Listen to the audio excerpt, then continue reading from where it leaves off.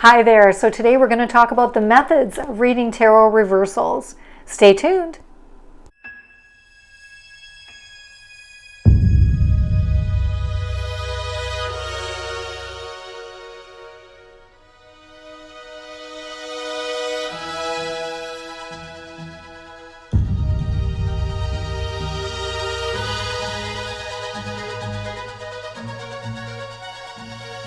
Hi everyone, thanks for joining. It's Ray with Tarot Living, the channel where we talk about all things spiritual. So if you have not subscribed previously, you'll want to do that because I talk about psychic development, tarot cards, astrology, and I'm going to be doing a whole series on me being able to see spirits in the night and talk to spirits. So please subscribe below and hit the bell notification so that you'll know when I do post a video. So today we're going to talk about tarot reversals, and this is actually the second part because the first part was, should I read tarot reversals? And that was actually the video I did just before this, so the link will be above. And in that video, you really take a look at, do I need to read tarot reversals? Should I? And we talk about shuffling and kind of a couple of methods. So in this video, we're going to pick up where we left off with that video, and I'm going to assume that you have decided you want to read tarot reversals, and I'm going to assume that you have figured out the method in which you want to do that in terms of shuffling the cards and getting to the point of having tarot reversals. So I think for this video, we're going to talk a lot about how do we learn the tarot reversal meanings? What is the best way to do that? What are some tools that I can, gather and use in order to read tarot reversals more efficiently and better, especially if you're new to tarot reversals? There are several methods of reading tarot reversals, and you can actually Google and find a number of different YouTube videos on how to read tarot reversals, and there will be several methods. I'm going to talk to you about some of the common methods that people talk about doing or using, and then I'm going to talk to you about the method that I use toward the latter part of the video. So really, when we're talking about a method, what does that mean? Well, a method is, how am I going to see that tarot reversal? How am I going to derive the meaning of that tarot reversal? So you're doing a reading, let's say you've got a 10-card reading, or an 8-card reading. I don't do the Celtic cross, I do something similar that I created. So let's say you've got an 8-card reading and you have 3 cards that came up reversed. So the question is, how am I going to read those cards? Do I read it as an opposite meaning? Do I read it as a block meaning, etc.? So that's what I mean. What method are you going to use? So that's what we're referring to. So we're going to talk about some of the methods that other people have used in the past. So the first way is to read them as a blocked energy card. So this seems to be a fairly popular way of doing it these days. So basically you have the card meaning. So for example, these are actually my cards from the Rubicon Tarot, which for those of you who don't follow me is not a deck that is completely finished yet. So I know I'm going to get a landslide of questions about where do I get that deck? You can't get it yet. So I just have some of these printed out, but this is my Ace of Cups. So let's say you have the Ace of Cups come up, but the Ace of Cups comes up reversed. Okay?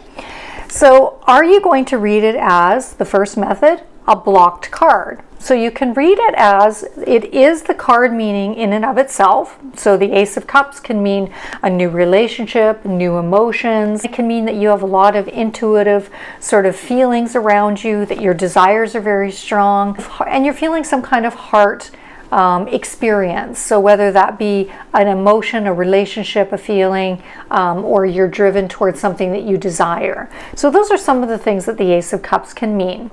So if it's blocked energy, then you can read it as this card is its card meaning, but it's blocked.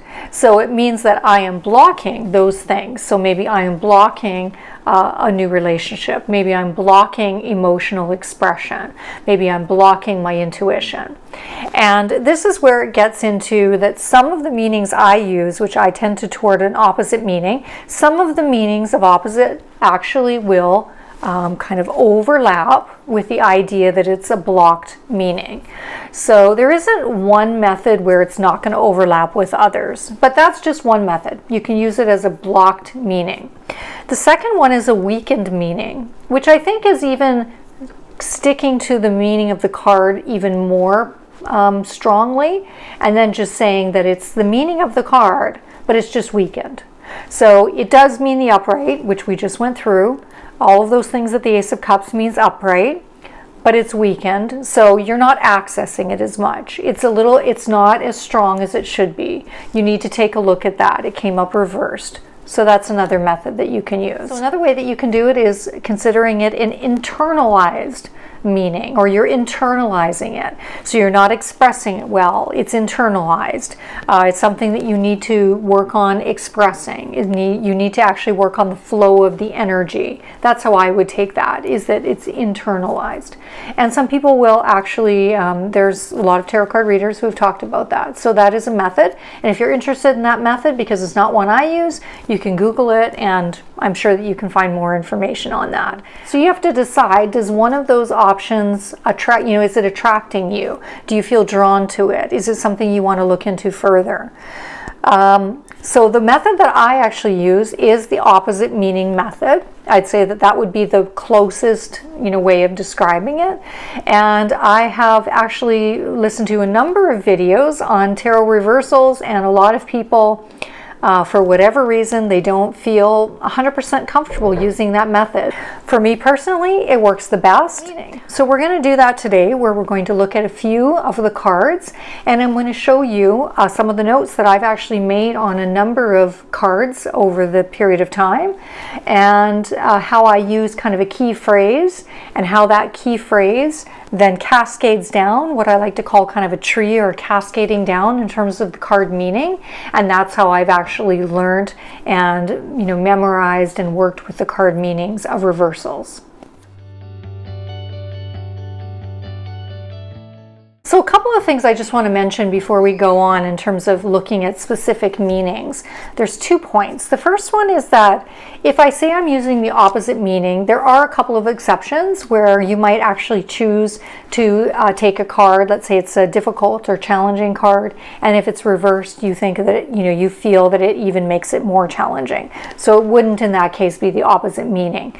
There might be the occasional card I do that with, not very many, but there could be an occasional card. There's always going to be exceptions where you assign a meaning to a card because that makes sense to you, but it's not necessarily falling under exactly your umbrella rule for every single card. So just know that you have to be flexible with that. The second thing that I want to mention is that the most important thing that you can do in your card reading is to work with the card meaning, determine what card meaning you are assigning it, reversed, and stick with it. That would be, I think, the most important thing. On top of that, it is very confusing to bounce around with your card meanings and say, well, today I'm going to, assign this, and this day I'm going to assign that. I mean, I think that it's just very confusing. So you're just making it more, difficult on yourself.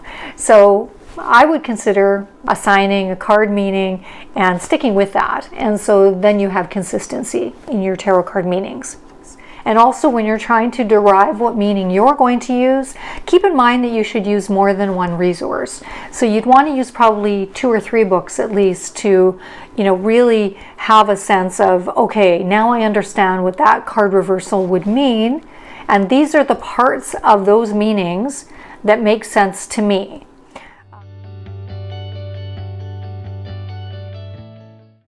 So let's look at some tarot reversals.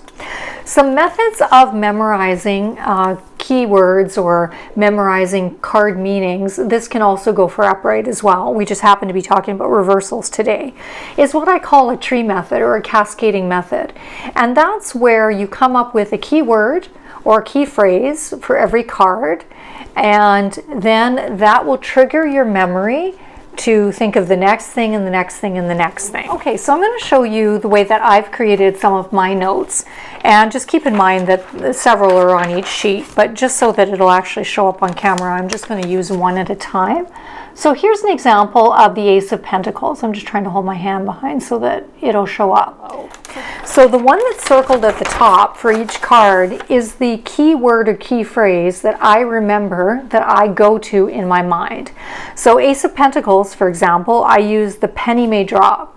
That's one of my key phrases that I think about. So penny, money, is pentacles. So it can be a financial opportunity, fails or falls by the wayside or doesn't become the opportunity that you thought. A job may fall through, or a loan. So the penny may drop. So money, anything to do with making money, earning money, money itself, finances, is going to drop or fall. And then from there, I take that cascading in my brain and I think, well, what are the issues that money can have? Because it's a reversal. So you can become greedy, or, basically you're not managing your money well. So those are some of the issues that can come up. So Ace of Pentacles for me is all about money, job, opportunities in that realm that are falling or difficult. Pentacles can also refer to your health, your physical body. So it can mean that something is going on physically for you. So maybe you're not taking care of yourself. Maybe you need to really take a look at diet and exercise, but you're not. So those are some of the ways that, I remember it. So the penny will drop. So that is the key phrase that I use for the Ace of Pentacles, for example. All right, so let's look at one where I've got actually the card. So here is a card. Here's my Five of Cups in my deck, and here it is reversed. So the key words that I use for the Five of Cups. Now imagine that they're just standing still and they're looking down at everything. So the kind of key phrases I use is moving on from loss and grief. So moving on, though, is the key phrase. And that's because it's ruled by Scorpio. And Scorpio energy can get very stagnant. It's a fixed energy, what we call fixed in astrology, meaning there's not a lot of change and not a lot of movement. And that's how we end up getting really stuck, not looking at the new things that are available or the good things that are available. You're focused on the things you've lost. So moving on is my key phrase for that card reversed. Moving on from loss and grief. Okay, healing, acceptance of something that has happened, and acceptance that the cups have fallen and that the milk has spilled, as we say about the Five of Cups. So it's acceptance, moving on from loss and grief, and also finding some kind of space of healing those emotions. So that's the cascade of the ideas that I come up with for the reversed Five of Cups. So let's also look at another one. Let's look at my star card. So this is the star in my deck. So imagine that star reversed. So the star is now at the bottom of the card. So a star card is usually about hope, faith, optimism, good health, things like that. So when it's reversed, my key words that I use for that are really lost faith, feeling discouraged, okay, feeling a lack of hope. The star is not shining anymore. The star is at the bottom of the card now. So we're not feeling like a star. We're not feeling optimistic. Lacking clarity and vision as well, because the star card can really be about knowing who you are and what you want, and having that star, that guiding star, that light in the sky. Okay, no, you don't have vision. So the star is at the bottom, and you're not even, you're not looking at it, you're not following it, it's not there shining brightly for you in terms of your path. So loss of, aspiration or inspiration, loss of hope. So really loss of faith. That is my key kind of phrase or key words for the star card. So those are just some examples of how you can really work with these reversals, starting with some keywords or key phrase. And if that's the only thing you know, what's wrong with that? If you're starting to do reversals and you know one key phrase for each reversal, that's good enough to start reading reversals, no problem. Then you start the nuances and you begin to add layer upon layer of your meaning of that card, because it can mean different things in different situations. So for example, if someone had, let's just use the two cards that we just had, the Ace of Pentacles we talked about reversed, and then if the star was reversed, I actually might consider whether that's a health issue. So that's just an example where you've got to look at the cards around it to see, well, what area might that be in? So I hope this has been helpful in terms of some of the methods and ways that you can read tarot reversals, and some ideas about actually memorizing those card meanings. So I wish you all the best. Thank you for watching. Please subscribe, hit the bell notification, and don't forget to like my video. Thanks so much. Take care.